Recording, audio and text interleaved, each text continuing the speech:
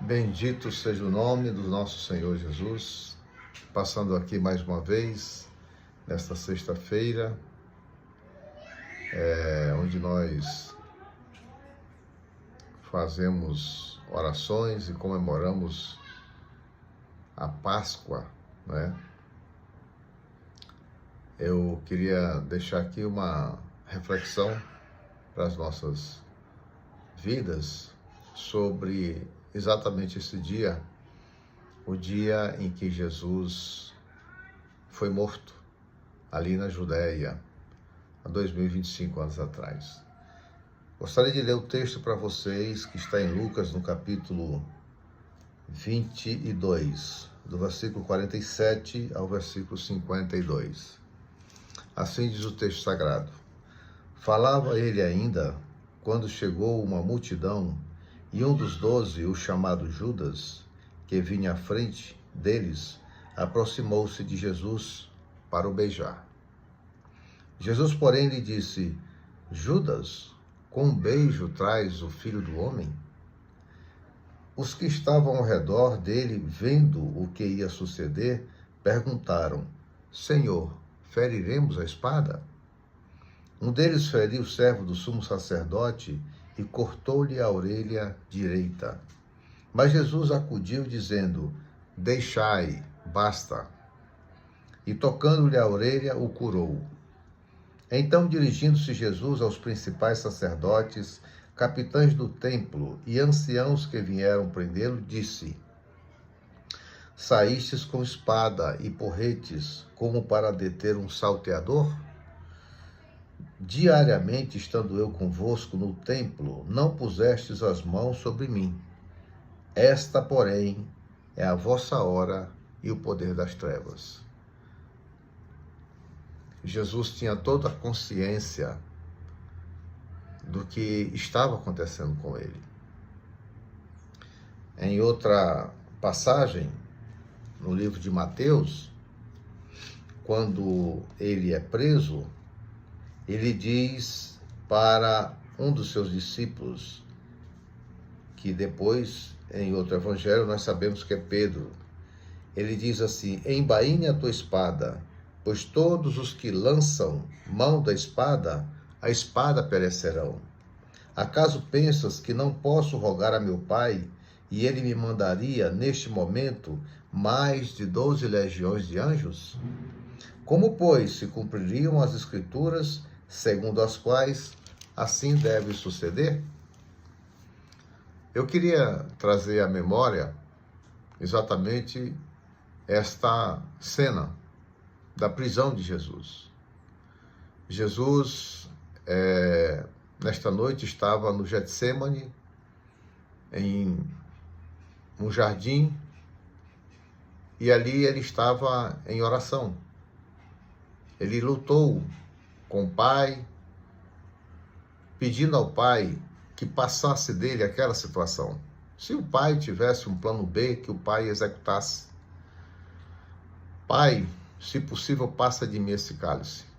Contudo, seja feito a tua vontade e não a minha. Assim ele orou 3 vezes. Sozinho, se distanciou dos discípulos.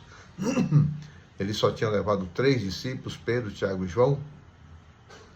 Esses 3 sempre acompanharam Jesus nas suas horas mais difíceis. Era com eles que Jesus tinha maior intimidade, que Jesus abriu o coração e pediu para eles 3 vigiarem com ele em oração.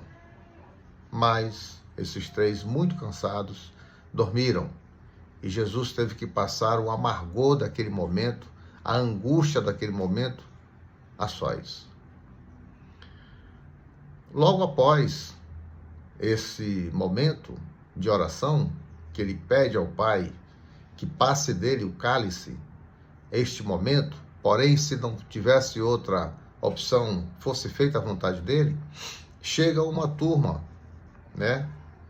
dos principais sacerdotes do judaísmo, dos capitães do templo, e chegam armados de porretes e paus, espadas, e são liderados por Judas, um dos discípulos de Jesus. Esse discípulo de Jesus já tinha combinado com antecedência com os principais líderes do judaísmo, que sabia onde Jesus iria passar a noite e iria identificá-lo com um beijo, porque estava tudo escuro. Então, e eles se vestiam de modo simples, tudo igual. Então, tinha que ser distinguido com a menção daquele que conhecia quem era Jesus.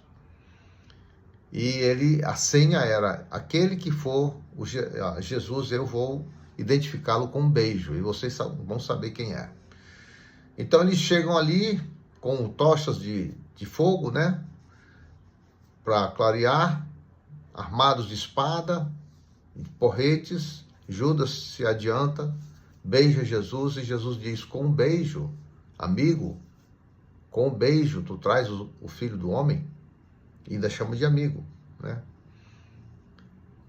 E ali ele é preso, naquele momento.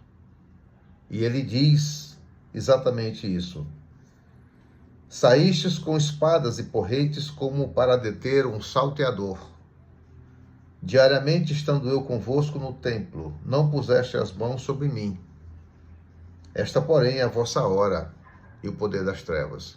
Então, aquele era o momento que o Pai tinha determinado para que ele pagasse o preço no nosso lugar. O preço do nosso pecado. O preço da nossa infidelidade. O preço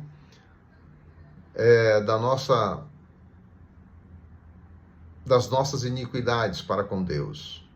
O preço da nossa indiferença para com Deus foi pago naquela hora por Jesus. Ele disse: eu poderia muito bem pedir ao Pai e ele mandaria mais de 12 legiões de anjos para me salvar desse momento. Mas como seria isto se para esse momento eu vim?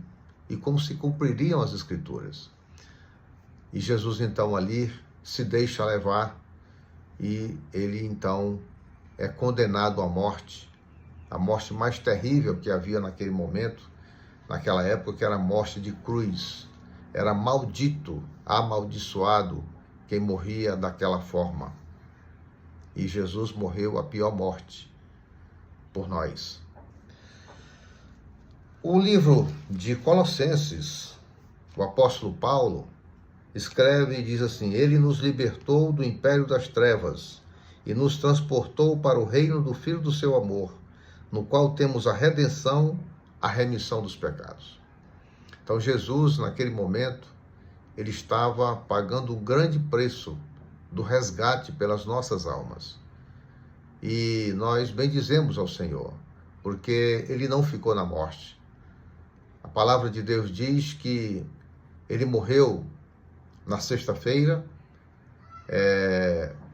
foi sepultado, ele morreu às 15 horas da tarde, foi sepultado entre 15 e 18 horas de sexta-feira, porque a partir de 18h01 já contava o dia de sábado, era assim que o judeu contava as horas, 12 horas do dia, mais 12 horas da noite. E ele passa a sexta e o sábado no túmulo, e nos domingos, no terceiro dia, o primeiro dia da semana, ele ressuscita. Ressuscita para a vida eterna. Ressuscita para nos dar também a oportunidade de vida eterna, de nós ressuscitarmos com ele e também estarmos com ele para sempre, após a nossa morte e ressurreição. Porque ele foi o primogênito, ele foi o primeiro de uma série de irmãos que também ressuscitarão e viverão para sempre com o Senhor no seu reino. A nosso Senhor Jesus, a nossa gratidão, a nosso Senhor Jesus, o nosso louvor, a nosso Senhor Jesus, pedimos que ele nos dê cada dia mais a sua graça, para que nós, como ele, podemos suportar esse momento tão difícil, que é o momento da traição, o momento que ele disse: esta, porém, é a vossa hora e o poder das trevas. A hora e o poder das trevas foi para ele, Para nós foi a hora e o poder da luz e da nossa libertação. Ele tomou o cálice da maldição, nós tomamos o cálice da bênção e da salvação. Por isso a ele toda a honra, toda a glória, todo o louvor. E devemos glorificar cada dia mais o nosso Senhor, por ele ter demonstrado esse grande amor por nós.